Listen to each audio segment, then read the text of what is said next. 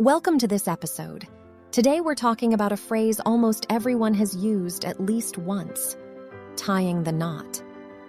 You say it when a friend gets married, right? But where does that phrase actually come from? Turns out it's not just a metaphor. It comes from an actual ritual, one where a couple's hands were literally bound together with cord or ribbon. It's called handfasting, and it's tied, pun intended, to Scotland. But here's the twist. A lot of what people believe about it is only half true. So today we're separating the real history from the romantic myth, and by the end, you'll know exactly what's fact and what's folklore. Let's start with what handfasting actually is. Picture a wedding. Instead of just exchanging rings, the couple stands facing each other, and someone, a minister, a celebrant, sometimes even the couple themselves, takes a cord, a rope, or a ribbon, often in a tartan pattern, and wraps it around their joined hands. Traditionally, it's the right hands that get joined so that the couple's pulse points are actually touching each other. That's a small but beautiful detail.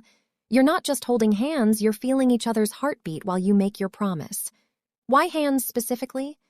Well, think about how we still use our hands today to seal a deal. When you shake someone's hand after an agreement, that gesture is doing the same emotional job handfasting did centuries ago. It's a physical symbol that says, this is real, this is binding. In fact, that connection isn't a coincidence. The word handfasting comes from Old Norse, from the word handfesta, which literally means to strike a bargain by joining hands. So before it was romantic, it was legal and transactional, almost like a business handshake, except the business was marriage. And that leads to the core symbolism. The knot itself represents two separate lives becoming one. The couple's hands are physically bound, which mirrors what's happening emotionally and legally. They are now bound to each other. That's literally where tying the knot comes from as an expression. Now here's where things get interesting, and where I need to gently correct some of what you might have read online. A lot of wedding blogs will tell you handfasting is an ancient Celtic ritual dating back to 7000 BC.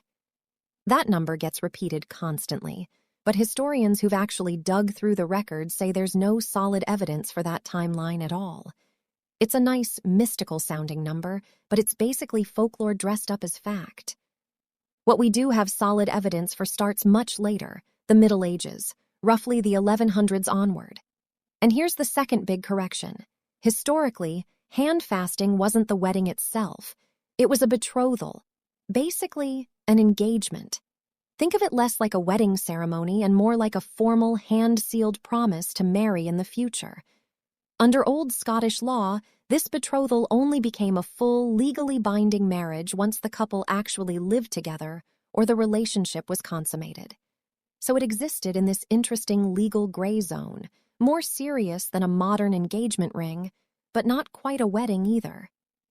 Now, you've probably also heard the story about handfasting being a trial marriage, where a couple would essentially test out being married for a year and a day, and if it didn't work, they could just walk away.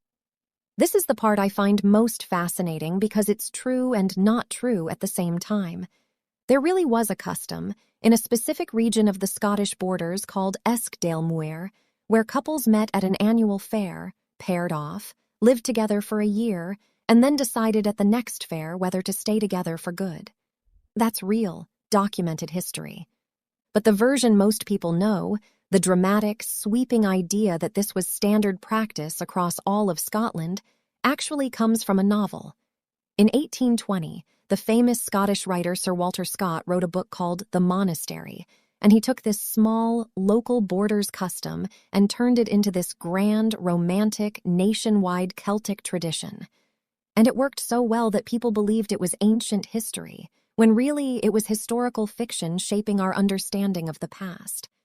So let's trace the real timeline. In the medieval period, handfasting was a legitimate, legally recognized way to become engaged, and sometimes even married, through a spoken promise and a joining of hands, no priest required. The Scottish Church, called the Kirk, wasn't thrilled about this. They wanted marriages controlled by clergy, so in 1575, the Church officially banned handfasting. But And this is a great example of how slowly old customs die. Records show the ritual was still happening in some churches 30 years later. People just don't give up traditions that easily. Even after the religious ban, Scottish civil law kept recognizing these irregular marriages for centuries. It wasn't until 1939, with the Marriage Scotland Act, that this loophole finally closed for good. So handfasting had real legal teeth in Scotland for hundreds of years. It wasn't just symbolic, it was a genuine path to marriage.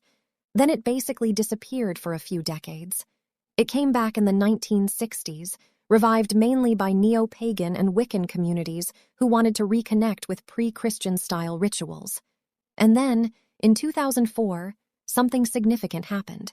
The Pagan Federation of Scotland got official government authorization for their celebrants to perform legally binding weddings, with handfasting front and center. So today, remarkably, you actually can get legally married in Scotland through a modern handfasting ceremony.